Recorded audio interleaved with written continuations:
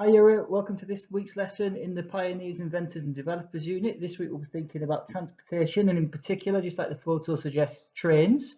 The learning objective is to examine the positive and negative impacts of transport, and quite simply, you should all be able to look at least one country and how it's been developed in the past through the introduction of a train system or the development of it.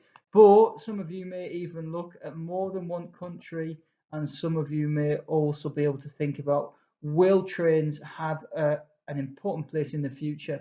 Our starter question, just to get our brains going, is how long will it take to travel from Abu Dhabi to Dubai on the new proposed Hyperloop? You might have heard of this. It is your starter question on the assignment quiz. Just have a quick think and you could have a guess, or you could have a listen in a second and I will tell the answer after you pause the video. Right, so you might have Googled it, you might have guessed. The answer is 12 minutes. So it currently takes just over an hour. They want to reduce it by 90% down to about 12 minutes, which will be incredible if and when it gets built. It'll be very exciting to see. So the big idea for today's lesson is all about transport, because quite simply, whatever it is, it has fundamentally changed the way that we live as humans. In particular, trains are seen as a symbol of the modern industrial age.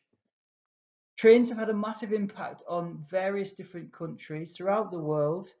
They help boost economic growth. They've allowed people to travel, not just for work, business or trade, but for pleasure.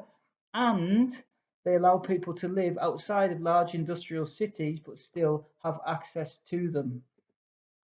Now, one very famous historian in particular has even argued that there wouldn't have been the First World War without an effective train system in Europe. Now, if you accept his argument, you could probably argue that there might not have been a Second World War either, and it's quite a big statement. We're not going to go that far today, but it is important to know that although cars in particular have become the symbol of more modern transport, and aeroplanes arguably as well, some futurists would argue that trains will still play an important role in the future, especially as we strive to meet the challenges of climate change and live in a more sustainable way.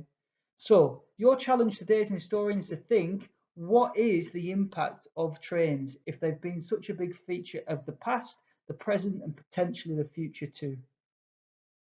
So you'll have three options for today's lesson. You can either look at 1, 2, or 3 examples of famous train lines that have impacted on different countries around the world at different times. Option 1 is to look at America's Wild West and how it was joined up with the East Coast for the first time on the Intercontinental Railway. Option 2 is the bullet train, the fastest train in the world, known as the Shinkansen in Japan. And the third option is to look at the longest continuous train line in the world, the Trans-Siberian Railway, which some historians have even claimed actually led to a war starting as well. You can do any that you want. You don't have to do option 1 first.